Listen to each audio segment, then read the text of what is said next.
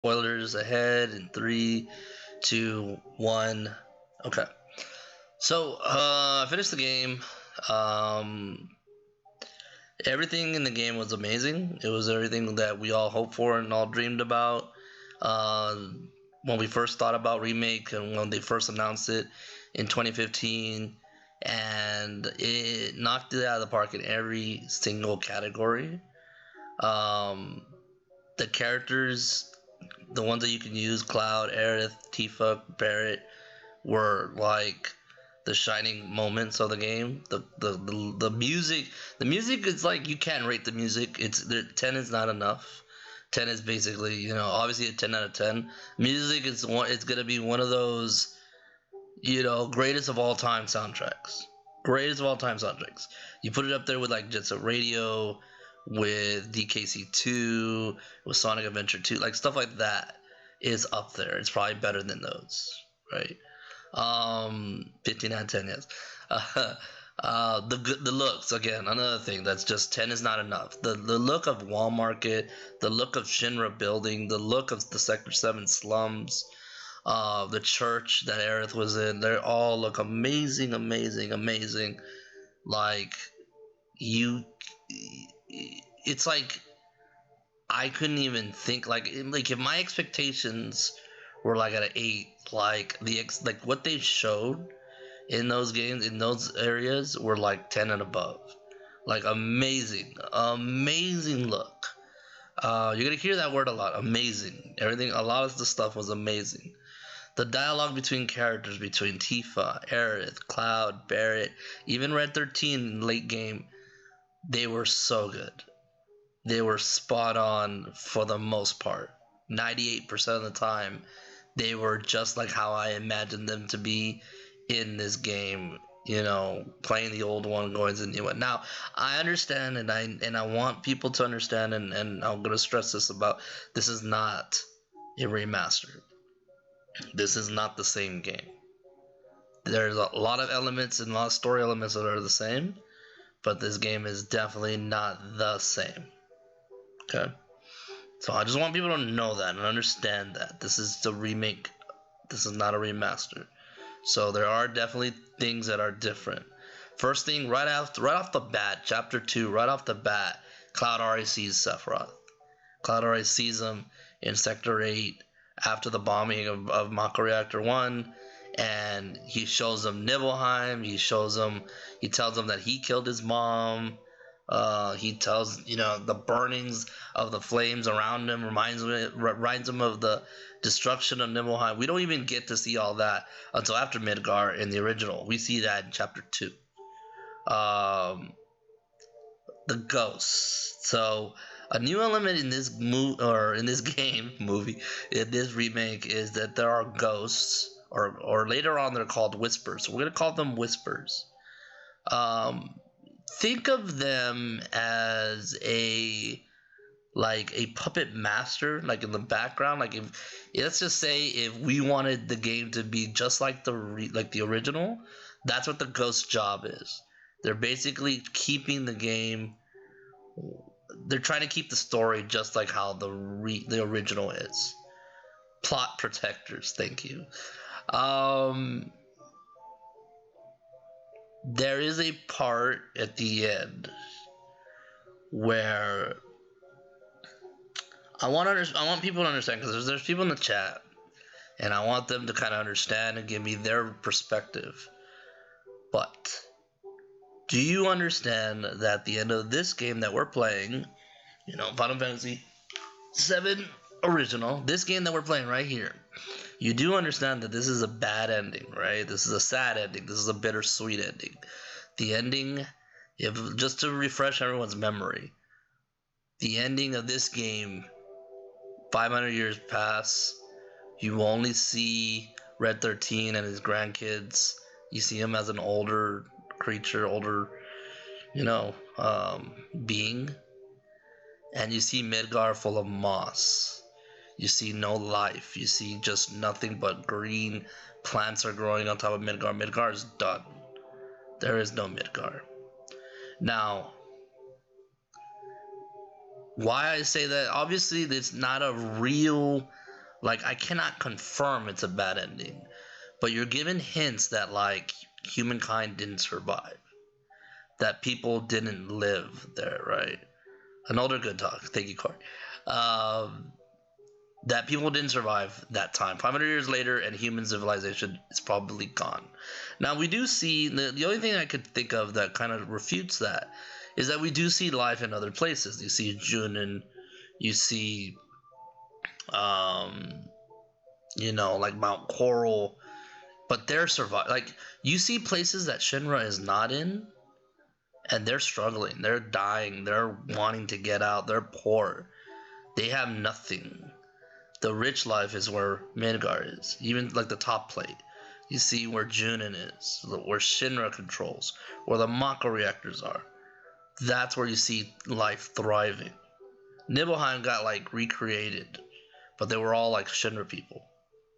So you gotta understand that, like, and they kind of confirm it.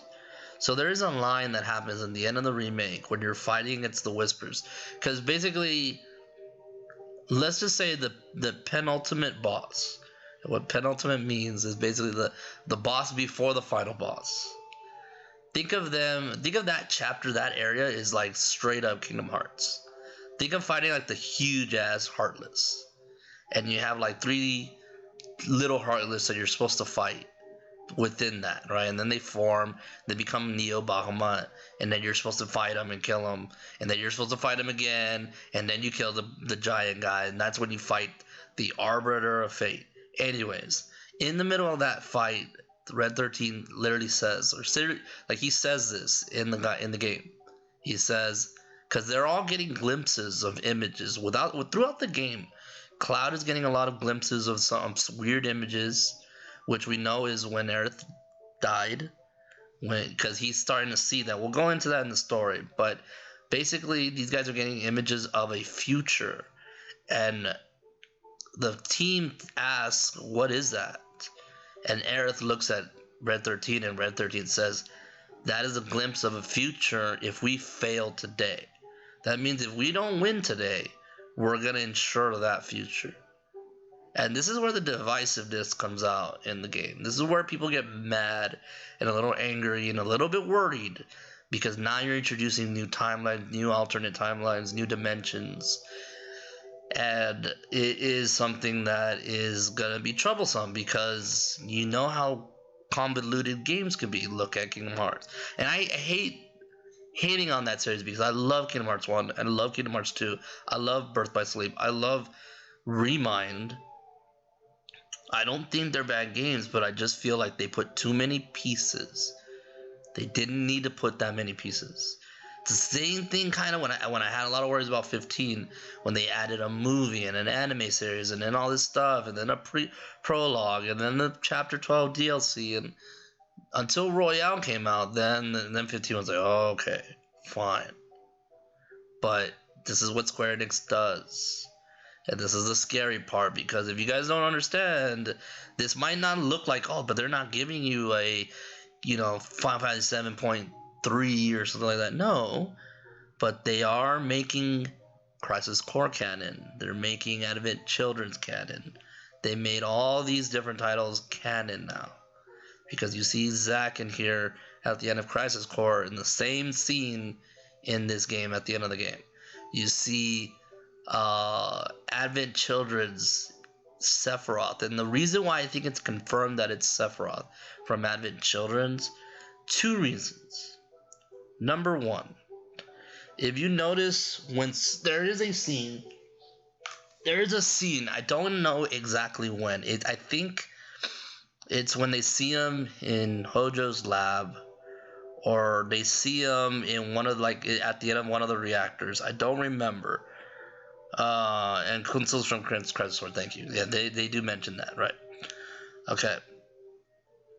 There is a scene that Cloud holds his right arm, or his left arm. Left arm. Yeah. Yes. Okay, whatever. He holds his left arm. He holds it right when he sees Sephiroth. When he gets those kind of visions again, he clutches it. and he squeezes it a little bit. And if you remember in Advent Children, he has a bandage around that arm because there's a geostigma around in it. What that means is that there's little parts of Sephiroth in it that he keeps reminding people of the reunion, and he keeps telling them the reunion. They use that word a lot now in this one.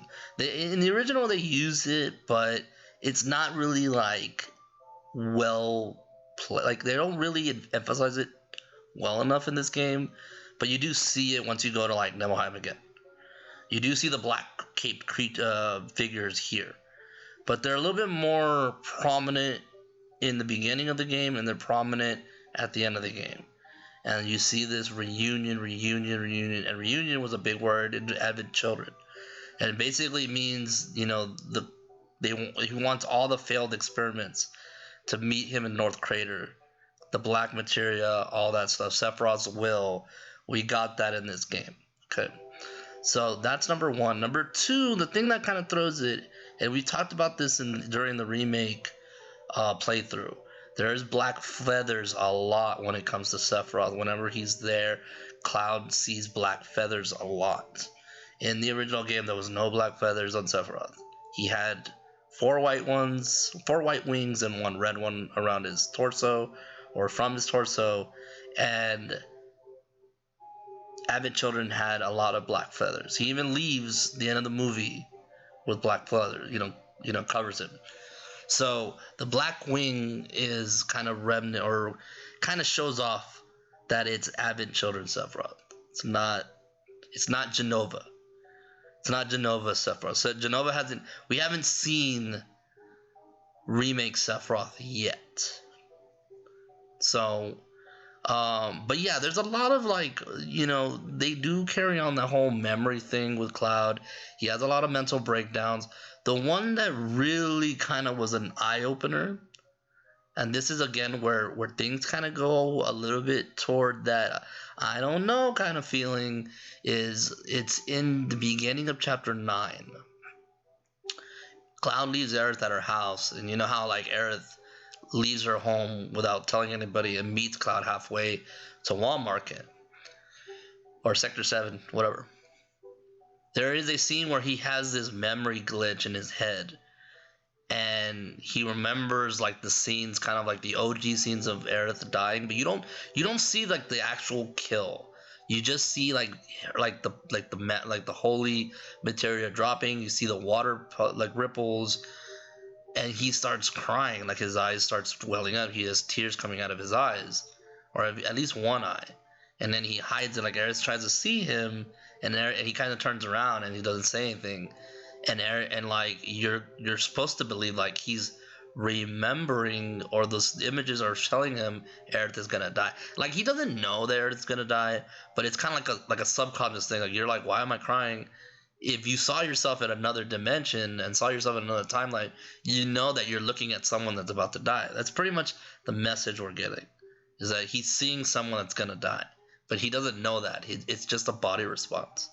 It's like if he was reliving that scene, but in another, like his other, like subconsciously doesn't know. So there is a lot of that. There's a lot of things that are changed. Like Hojo, and we're gonna talk about the whispers coming at it, but there is a scene where Hojo tells Cloud, he sees Cloud, and he's like, like, what are you? He's like, oh, your eyes. Like, were you in Soldier? And he's like, yeah, I was. And Hojo looks clear, like deeper, and he's like, wait a minute, no, you're not in Soldier. You're a failed like experiment or whatever, or you were never in Soldier. And he was gonna say more stuff, and then here comes the Time Ghost, or the whispers, and they carry Hojo away. Like, don't say shit. The Time Ghost, or I'm sorry, the whispers, they're kind of not perfect though. There is some differences in the OG and in this one. One major one is that Biggs doesn't die. Wedge doesn't die until the end. We don't know, but Wedge doesn't die initially. And Biggs, at the end of the credits, or toward the end of the game, you see Biggs alive as well. He survives. But we don't know, because there's a lot of questions to that, because it's very... like there's a lot of illusionary because the whispers are still kind of like floating around Midgar. Uh, Jesse might still be alive, but I'm gonna say no because people are hinting that oh that's her bandana and her gloves. I think that's still Biggs's bandana. They all had the same bandana, so you can't really say oh that was Jesse's. Like they all have the same one, and he wasn't wearing it. So Jesse's is kind of like we don't know. Her glove, it might be her glove. But because at the end you see Biggs wake up and next to him is a table and you see a bandana and some gloves. So don't forget that. Okay, yes. So we're gonna go to that. We're gonna talk about those scenes and thank you for bringing it up. But yeah, there's a lot of time. There's a lot of whisper stuff that is different. One thing that was also very different, but they kind of fixed it, was there is no scene that they throw you all in jail. There is still the blood trail scene, but it's a little bit later. It's like toward the end of the game. And President Shinra, first off, I love all the directors in this game. The directors are all amazing. They all sound it's like if I had the voice. Okay, you saw me doing the voice acting when I played the original playthrough of this game. They sounded just kind of like that. Like that's what I imagined. Palmer sounds really creepy and old. Heidegger was like very, very, what is it? What's the name? What's the word? Like bullish, I guess, or boorish or whatever. Um, Scarlet was very conniving and very like, we always said the MILF, but she was really cool. Reeve was different. I just never got a lot of Reeve, but President Shinra was basically President Shinra. Very evil. I think he was even more evil in the remake than he is in the OG. Mainly because I think he had more lines in this game, but there's a specific part where you don't see him getting stabbed by Sephiroth. You don't see him impaled. When you get to his office, he's actually hanging outside the building, and he's asking for help. He's like, "Please help me, help me, help me!" And Barrett grabs him, and he starts choking, like he starts hanging him from his collar, and he's telling him like, "Oh, I want you to, feel what we felt. You think you know me? Talk to me again, like if you know me. Because President Shinra's like, I'll give you money, just please let me live. I'll give you whatever you want." And what Barrett wants is them to clear his name. So Tifa and Aerith are like, "No, don't kill him."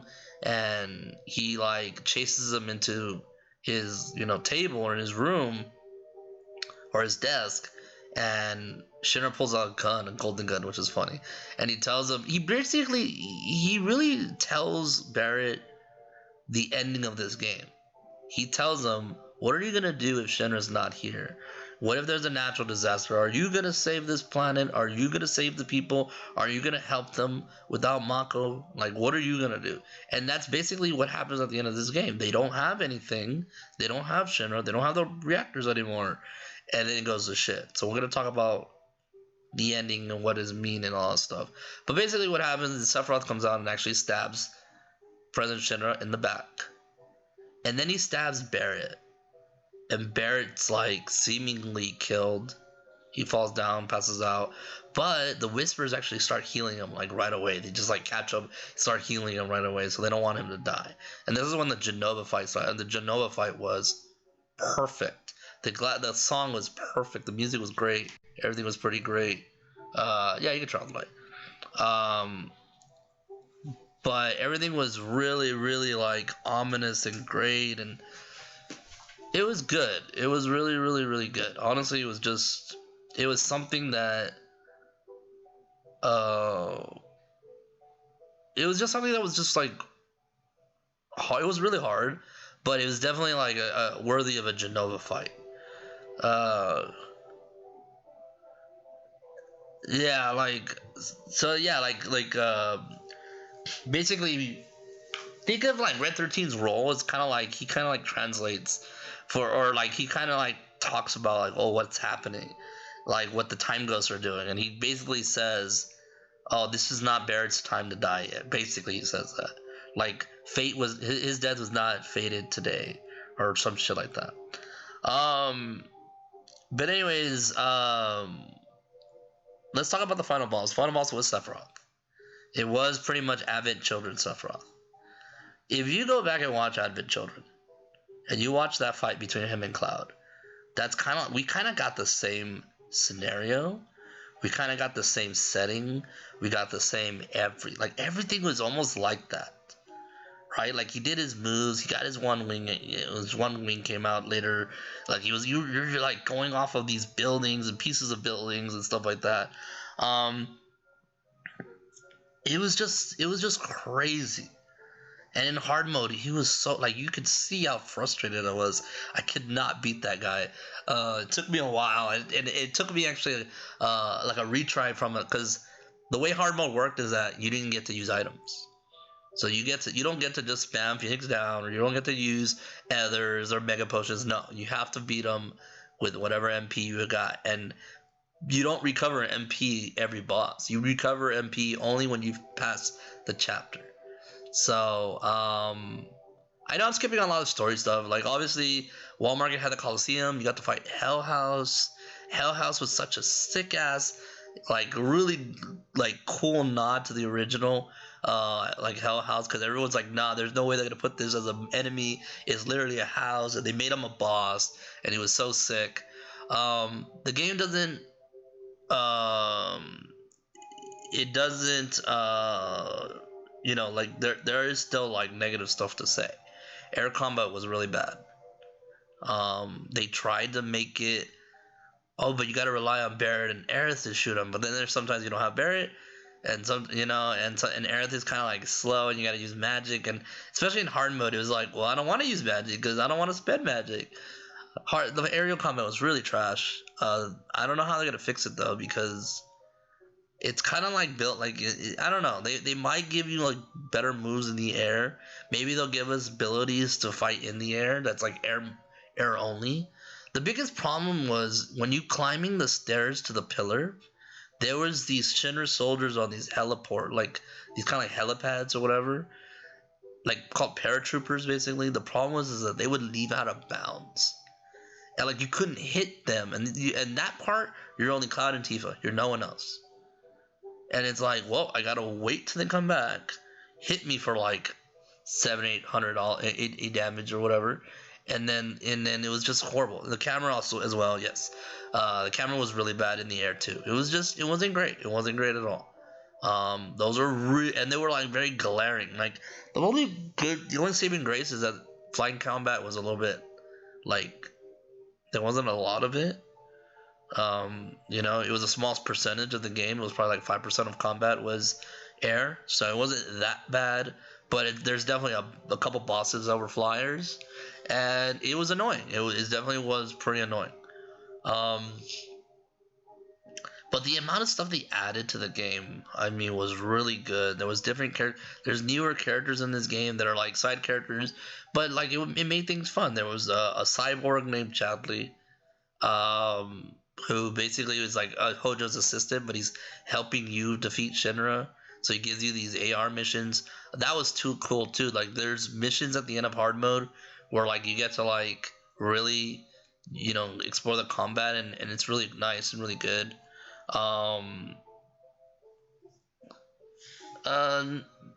Noah's been asked. I know this is a little late, but he says that the whispers could be the ghosts or like the Cetra people. Could be. I think they're really trying to use like the live stream as some kind of like knowledge spread, because there is a scene where when Red 13 first comes on, he's very feral and he's very angry and rage, and you can see it in his eyes. And then Aerith touches him, and this happens twice in the story. Aerith touches a person, and then you have that same kind of same setting or the same effect. Like, when Cloud loses his mind and he gets crazy, or not crazy, but he breaks down, mental breakdown. The same kind of effect happens when Aerith touches somebody. And so she touches Red 13 and he stops being feral, and he's like, oh shit, I remember. It's like, oh, I remember who I was. And then she touches Marlene when she's helping her, and Marlene kind of like calms down. And it's like, oh, like, you smell nice, or whatever, So those are kind of like weird spots. Talia says, just passing to say happy birthday. Remember, scientists suggest that people who have more birthdays tend to live longer. Thank you so much, Talia. I mean, my birthday's on Sunday, but thank you. I appreciate it. Um, but yeah, we're talking about Final Fantasy Seven remake. Um, yeah. You can lure them back to the fight. You can, but it's just not. That doesn't say that the problem wasn't there. It's definitely a problem. Um, what else can I say? Like I said, the characters are great. Barrett was number one. I love. You all know that I love. I love Cloud. I love Tifa. I love Tifa. Everyone loves Tifa. Everyone's whatever, right? We all think this is like the best character ever made. Period. But Barrett was number one in this game. The guy's VA character's VA knocked it out of the park. Everyone's VA knocked it out of the park. But Barrett was the one that shined the most. He captured. It's like if he was a fan of Seven all this time, and like it was his role to play. That's how great Barrett was in this game. Like, dude, it was really good. Like, it was really, really good. Everybody's VA was really good, but Barrett was the most true. Like, it was just like so. Every time he talked, every time he had lines, it was so good. Um, I will say, yeah, I'll talk about that before I go into future stuff. I will say, talking about Aerith, my biggest problem, and I've kind of discussed this with my brother a little bit. My biggest problem with Aerith is she kind of like betrays her character. Like she had this kind of like set character that who she was, her feelings, who she was. She kind of played aloof the whole time until the end. And it was like, oh, I'm this florist and I'm just this ancient. She literally says this in chapter 17, and there's 18 chapters. She literally says this in chapter 17. They ask her, all right, Earth, what do you know? Because we don't know what's going on. And she's like, I'm just an ancient. That's all I know. That's all I know. I'm just an ancient. That's all I know. And then right after all that stuff, she starts doing light portals, and she talks about the future is a blank page, and she starts saying like, "Oh, we gotta fight for this because I don't want." Like she just becomes so prophetic. Like she becomes so prophetic. Like if she was like a prophet, and it just drives me nuts because it's like, why do you have to, like, I don't mind if this is a small build. I don't mind that if she would have slowly became this person. If she started like going through the live stream and started learning more stuff because it's more of her power or her knowledge as an ancient. I don't mind that. But don't do it right before the chapter, right before the last chapter, and then you're gonna tell me all this shit. No. Don't do that. Don't like that's the thing that pissed me off. That was the only thing that really pissed me off. Like everything else, I just like I don't mind. I kind of like because I'm all for a new thing. Maybe she lied or tried or hide it. I don't think so.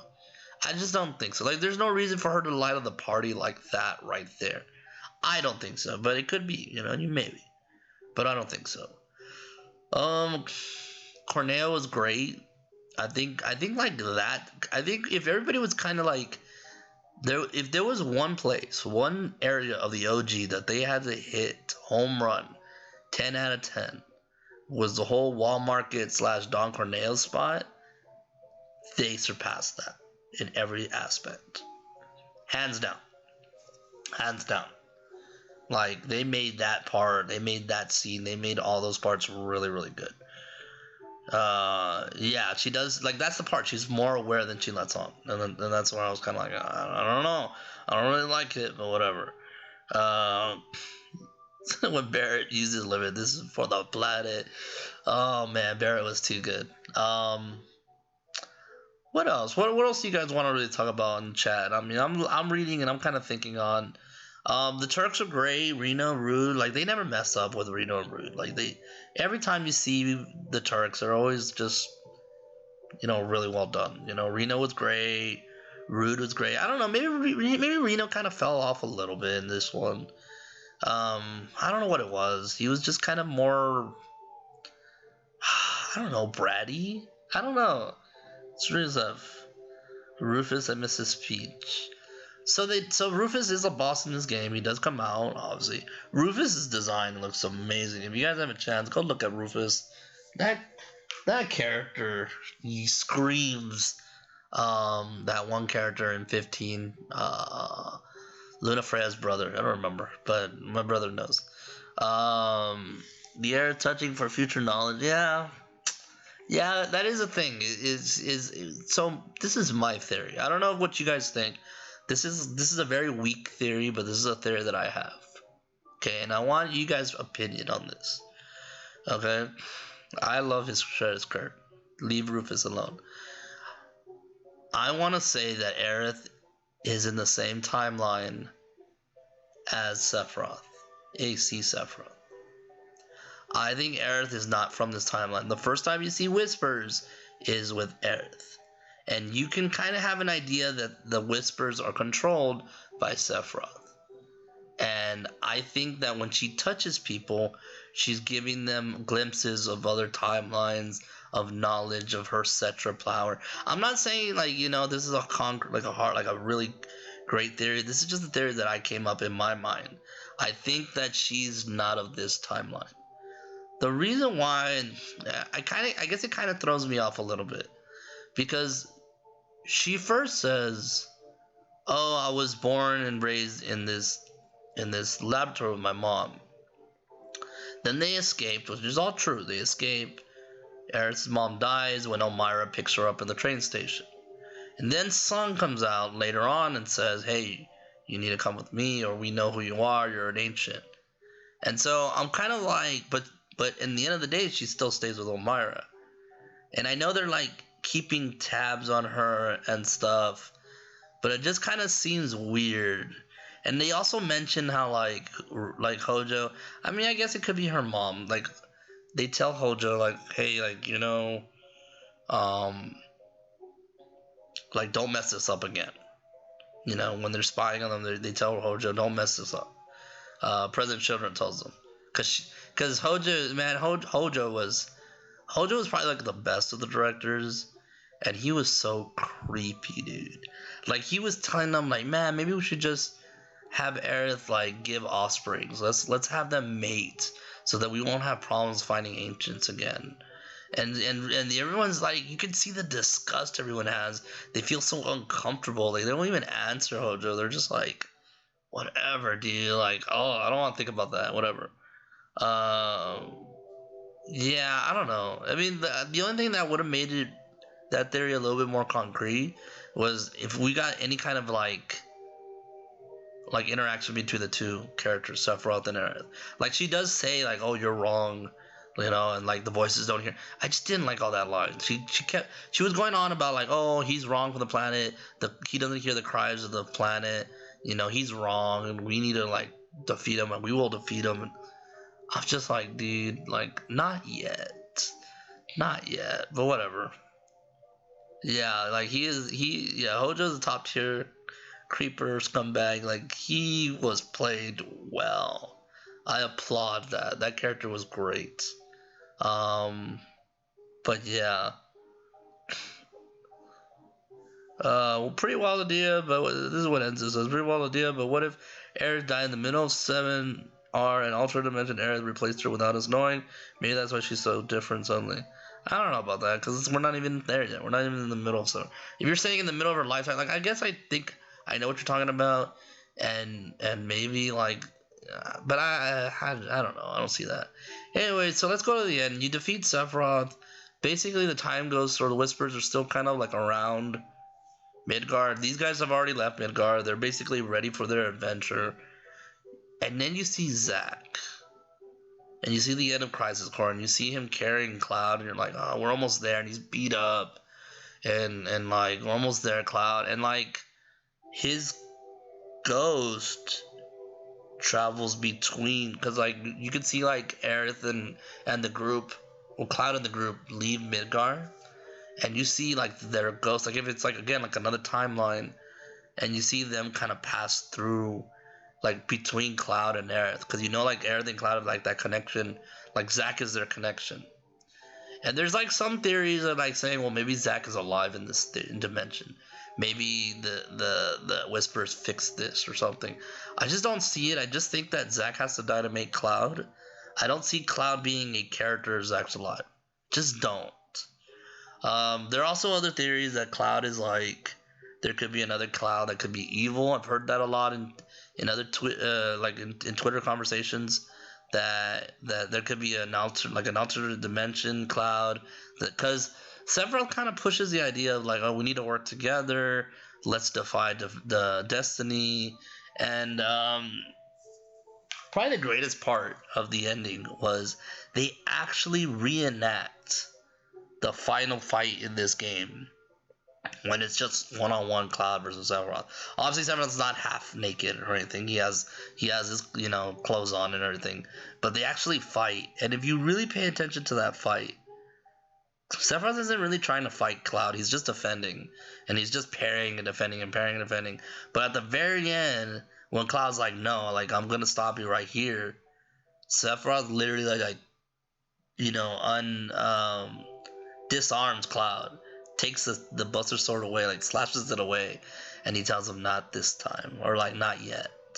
And the biggest theory, and this is where everyone kind of has their questions, and I want to know what you guys in the chat says, and I want to know what people say in the comments in YouTube. But the question, or the phrase that Sephiroth leaves Cloud is, "You have 7 seconds. What are you going to do?" We don't know where that comes from. We don't know where that is from. The biggest answer to that is that we all think it's Meteor coming down, because in his summon it says he has 7 seconds. A lot of people have also said that that's the time that Aerith dies, that he has 7 seconds to save her. Are you going to be able to save her this time? But he doesn't say that. He just says, "What are you going to do when you have 7 seconds?" I don't know what that really means. I want to say it's a summon. I want to say the Meteor, because the Meteor is referenced a lot. The Meteor, even it comes out in the final fight, but you kill him. Like, that's basically like, hey, you don't kill me at this time frame, you're all dead with this Meteor. But they give you too much time. I think it's like you kind of just body him. There is a specific scene in the Shelter building. You go to this AR place where there's this virtual reality, whatever, and it's corrupted by Sephiroth. And like after like the initial one, there's a second video that plays that it literally is like the Meteor comes and breaks everything, and Sephiroth comes in and kills Tifa and Barret, and Cloud is just screaming or like angry and stuff. That scene is probably the greatest like scene ever made in fighting in not fighting games in video games ever. If you guys have a chance, go look at that scene. That scene literally looked like the trailer for part 2. Like if that was the trailer for part 2, I would have been sold, because it looked so great. Like the animations, the cinematics in this game are like the best you'll ever see in anything video games. I've never seen anything better than that. The only thing that's kind of comes close to it, I guess, a little bit, is like Warcraft trailers, or like World of Warcraft. Like when they really try to make trailers, it kind of goes in that form, and that. But like, goddamn, dude, that stuff, the stuff in this game is just crazy. But I think that's pretty much it. I mean, like, there's not much else to say. Like, I know I've heard like Max talk about like the level design is bad, and like a lot of level designs are bad, like especially between like going between reactors and like on top of Sector 4 when you're turning off the lamps. That's kind of bad there. Or like, I don't know, like the ghost train, when you're in that one building and you have to go and turn on the power in these different areas.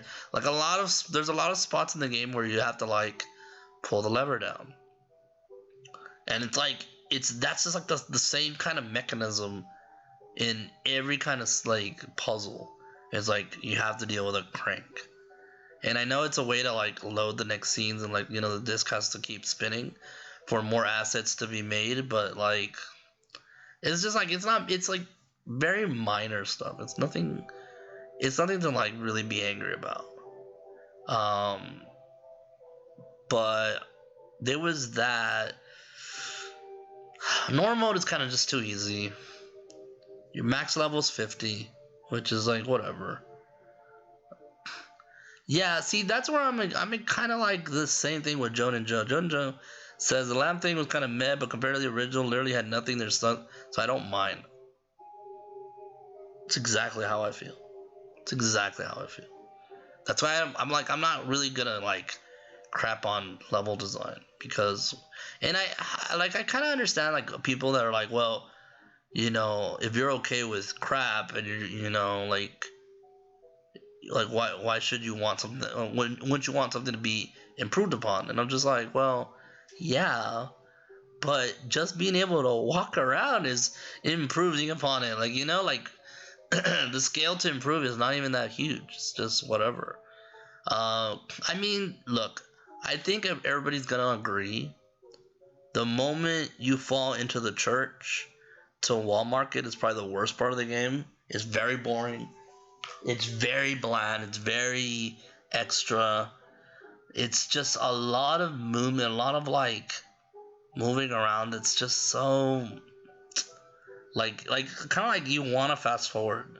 That's like the one part of the game that I truly admit that I'm just like, I really want to just fast forward through this. I don't care for this because it's so like you gotta go. You have to leave this church. You have to jump and go up ladders and go down ladders and go up ramps and go down ramps and then all that stuff just to get to Sector 5 slums. And then you gotta, we gotta go to the church, we gotta go to the school, then we gotta go to my house, then we gotta get flowers, then we gotta go back to the school, then you're gonna leave me at the school, then I gotta get out of the slums, talk to a kid, then come back and come get me. Oh, like it's so much walking and talking and like it's not fun. That part was not fun. The Aerith getting Marlene part, I get it for like effects, and I get it to elongate some scenes. I guess, it's not to say that Aerith was the most boring part, because Aerith was great. Aerith was amazing. Her VA was great. Like all the stuff that she taught. Like what I mean to say is like when you first play through these things, they're fine because you get a lot of dialogue between Aerith and Cloud. You get a lot of character development and stuff like that, bonding and stuff like that. But after the first playthrough, you're just like, dude, I don't want to do this anymore. Like, I'm just, get me out of here. Yeah, like there's a lot of side quests where you have to like look for kids, look for cats, look for kids, look for cats. It's just like some side quests are good. There's like bosses, especially in hard mode. That's why you get a lot of manuscripts and power up your weapons, so it's fine. Genova's train. I don't mind Genova's train. Like it is grindy, but I don't mind it. It's just like you're fighting. It's like non-stop action, so I don't mind too much. Like if it was super like so much walking and like puzzles, like I would be kind of upset. But it wasn't. It was fine. And it was extra stuff, so I don't care. Nobody liked the motorcycle mini games, but I thought they were cool. Only needed an option to look behind you. Lol. You can't skip them after you beat them the first time. I don't mind them. They were just like the original, right? But the original only had one, and this one has two. I didn't mind it. Actually, that was a big change. In the original, there's a boss that you fight at the end of a motorcycle minigame. In this one, they actually put the boss in the minigame. So, it was just kind of annoying. I don't know. Like, it was weird, but it's like, whatever. The boss is, like, not that hard. So yes, there is one new character. I know this is very long. I was gonna make this 20 minutes, but whatever. I'll just make sure to cut this, and edit it, and make sure to clip this as a whole, review. There's a new character named Roche. He's a soldier, that likes to fight Cloud. He only comes out in chapter 4, and that's it. He kind of goes away. Like you beat him, he goes, he leaves. He doesn't really like come back. It's weird. I'm sure he's gonna be a recurring character in the future. Kind of like the Turks, kind of like another boss that just comes here and there. But it wasn't. It was whatever. He was good. I liked him because he was very wild. He was like taking out his own men because he didn't care. He just wanted to He's just on a bike and he's just wrecking people. I didn't mind Roach. I thought Roach was fine. Yeah, because the Hojo Lab thing was cool because they introduced the PHS thing. And they let you pick different... Well, not pick different parties, but there was a party with Aerith and Tifa, and there was a party with Cloud and Barret. And you can just mix, some had to change here and there. I think... So let's kind of wrap this up and let's talk about the future. Okay. There's a couple things. Now, I'm not gonna go on a rant because I know everyone has their opinion. I'm not like a household name in RPGs. I'm not the person that's like playing so much RPG. I play like some RPGs. This is the one I really like, blah blah blah. So if my definitions are wrong or whatever, I'm not gonna like try to pretend like I know everything, right? I don't. But I have been getting a lot of like not slack, but it's just a lot of debate about what is an open world game. What's linear, what's open world, what's exploration, all that stuff. I think this game has a lot of exploration. I think this game has a lot of open world. Do I say that it's very like it's not Breath of the Wild. Breath of the Wild is like the definition of open world. You can do whatever the hell you want. Like Dark Souls open world. Well, that's what I've heard. That's what my brother gave me a rundown of like, okay, it's an open world, go fight bosses. So I'm like, all right, fine. But this game has enough to where you can go and look for shit, and you can go look for fights, and a lot of optional shit. I think that's what I kind of mean. Is my definition of open world is how much optional content can you get. And don't get me wrong, Remake 1 had some optional stuff, but still like the design, and I understand because it's Midgar, but there was not much exploration. But I get it, it's Midgar. It gets a pass. I'm not going to say anything about exploration in this game. But I've told people, and I've said this on Twitter, and I'm going to say it like I said it in Twitter, I'm going to say this every time we talk about Part 2 and onward. If Part 2 doesn't nail down the open world spot, it's going to fail. It's going to fail. I don't care how they do it, overworld. I don't care if it's big people with little towns. I don't care if it's a small map that's scaled down that you can literally see Calm, and you can literally see, you know, Mount Coral and Golden Saucer or whatever. Like, I don't care. Like, best way scenario is go play Dragon Quest 11. If they can do it like that, go play 15. Final Fantasy 15. If they can nail that, it'll be fine. If they don't nail that, if it's literally seen Newtown, seen here's your mode of transportation, seen Newtown, it's not gonna work. Like, it's gonna leave a sour taste in my mouth. It literally is. I don't care if they have to cut content. I don't care. Like, the way I think Part 2 is gonna start is literally in the flashback theme. Like, the flashback when Cloud and Sephiroth get to Nibelheim, that's where the game's gonna start. And I think it's gonna start with US Sephiroth. I literally think that's what's gonna happen. Either that or you're gonna be Cloud and Sephiroth is the guest character, kind of like Red 13, and he's just gonna wreck shit. Right? Right, minus the ring, yeah. Enzo, you're talking about Leslie. Leslie was cool. Leslie was the guy working for Don Corneo. I am not gonna trip over that shit. Just not gonna do it. I'm not gonna trip over that. I'm not gonna talk about that. We're not gonna be angry. Like, I don't care if they cut stuff, is what I mean. I don't care if they cut a lot of Costa del Sol. I don't care if they cut a lot of the Calm. I don't care if they cut off Icicle Village. I don't care if they cut off, like, Little Town, like the Choco. They could mix the Chocobo Ranch and like the Rocket Town. They could even cut some of Mount Coral. I don't even care. I don't care if they have to cut content. There has to be exploration. There has to be open world stuff.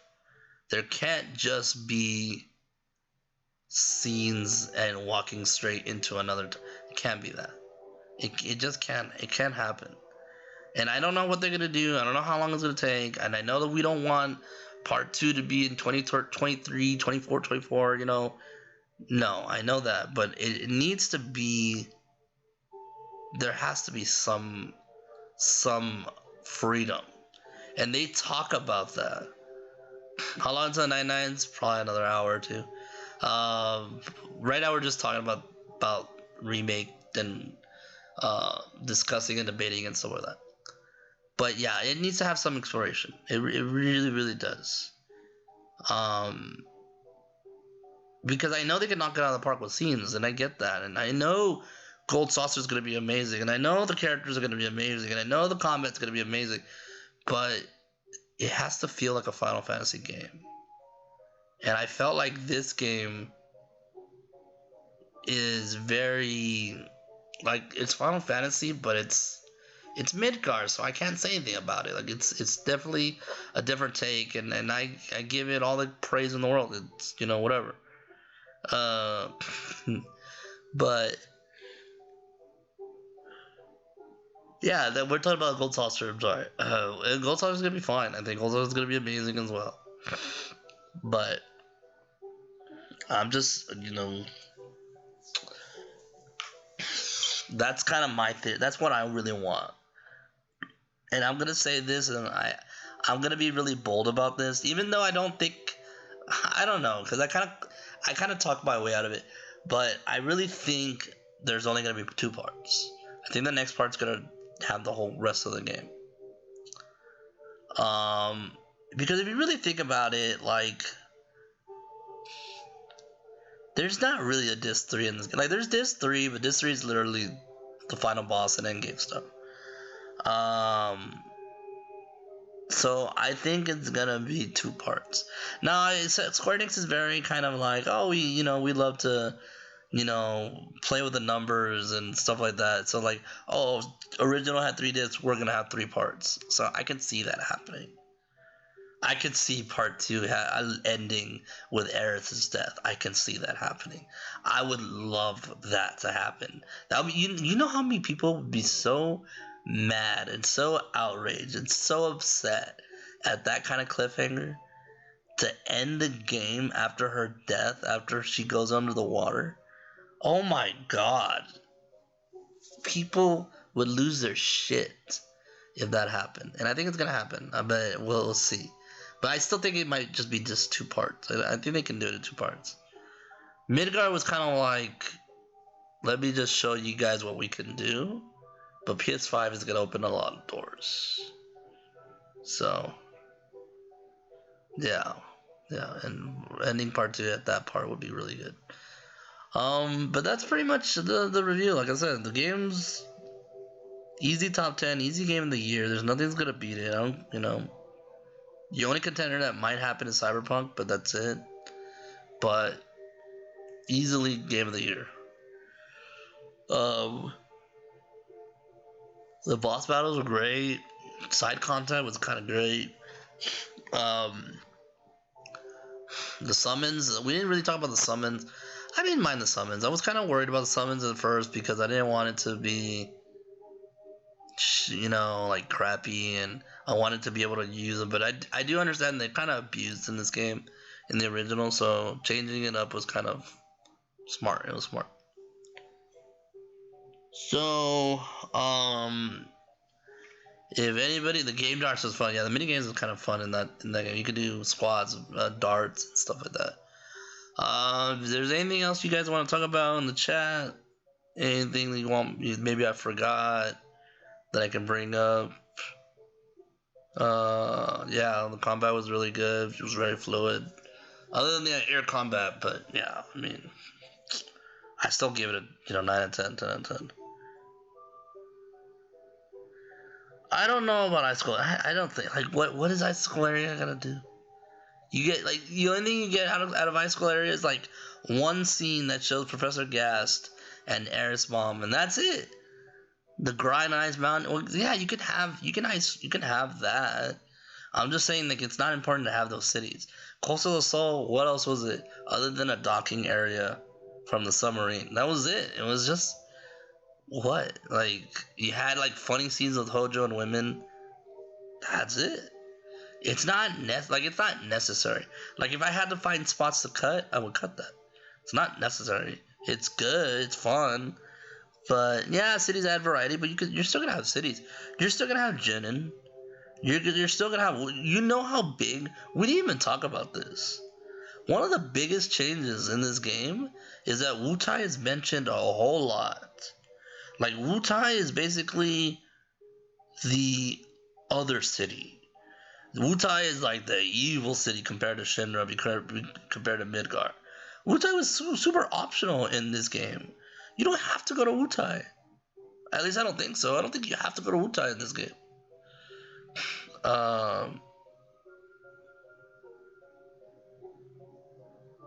So I don't know. Wu-Tang's gonna be. I don't think Wu-Tang's gonna be that huge. I mean, Wu-Tang wasn't really that huge. It was literally 2 areas, and like the stuff behind it. That was it. They're not gonna get rid of like Nibelheim. You know, Nibelheim's very important. Yeah, it's definitely more major because they actually talked about it in the story. Like the main thing that that Shinra was trying to do was tie Avalanche to Wutai. They were telling the people, "Oh, they're working together. Hate them because they're working together." Because Midgar and Wutai are in a war against each other. So yeah, they didn't talk about the war in the first one. There wasn't like they mention it when we go there and when Yuffie's there, and they said like, "Oh, we lost and we had to give up all our materia." But that's it, you know. In this game, in the remake, they actually say they have a ceasefire.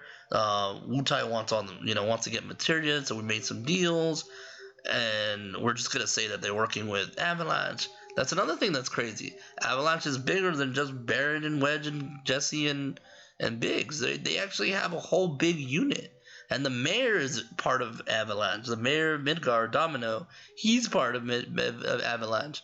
So there's like changes, but like, are they major changes? Not really. Like they could play a part in the story, but they're not like super crazy. Like I already forgot about it. So it's not like it's super super nuts. But there is changes to the story. There's definitely changes. And Wu-Tai is one of them. So like it's good. Like you're definitely still gonna have stuff that's gonna be major to the stuff. Like they're not gonna get rid of Junin. They're not gonna get rid of Rocket Town. They're not gonna get rid of Wu-Tai. They're not. Like there's so many spots still left in this game that they're still gonna play out hardcore.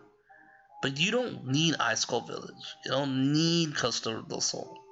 You don't need. You still got Cosmo Canyon. Cosmo Canyon's bigger than Wu-Tai. You know, you still got Cosmo Canyon. Like you don't need Calm. Like Calm is like what? Like just the inn and that's it? Come on. Yeah, you know.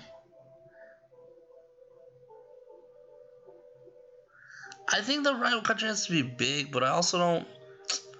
I don't know about that. I'm not gonna go into war stuff. I don't think it has to be be that huge a scale of populations, but we'll see. I don't know. I don't think Wu-Tai is gonna be that. I think it's gonna be big, but I don't think it's gonna be that big. I don't think it's gonna be that crazy.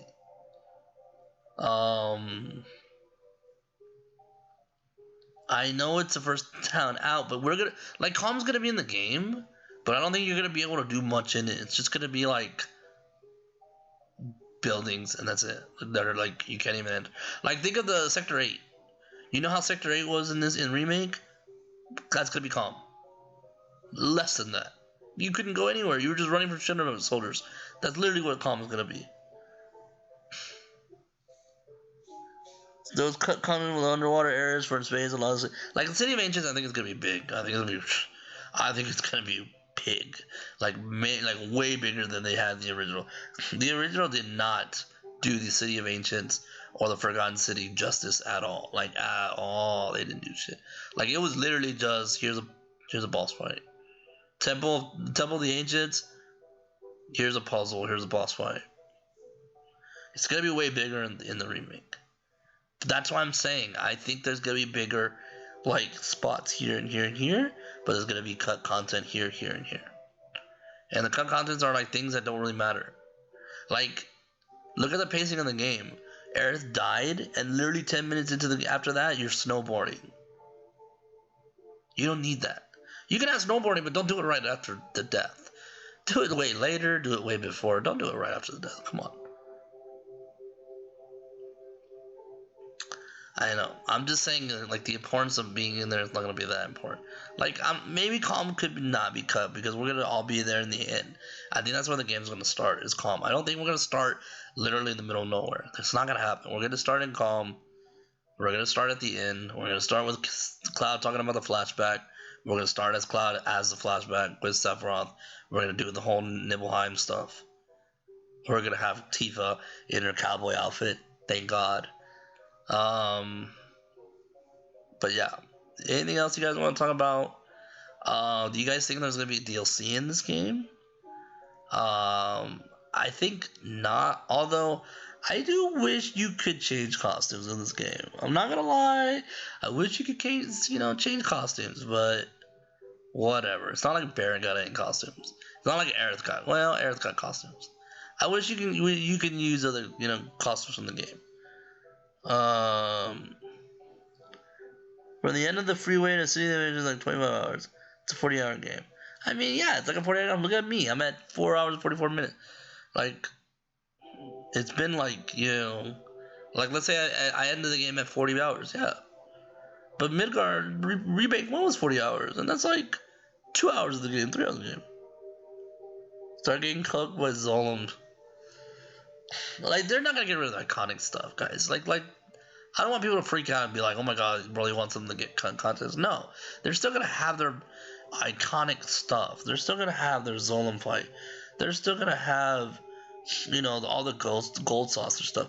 I still think, like, I'm still kind of questioning, but I'm pretty sure they'll still keep dying. And I think dying will still be a boss fight in this game. I don't know how, but we'll still have all that stuff. But I just mean, like, I think that sub part is going to be cut. I think it's just gonna be a scene trend, maybe a little thing. I know we fight Sephiroth, Genova in that sub, but I don't know. I don't know. We'll see. I really don't know. From title screen to end of freeway is like 6 hours. Yeah.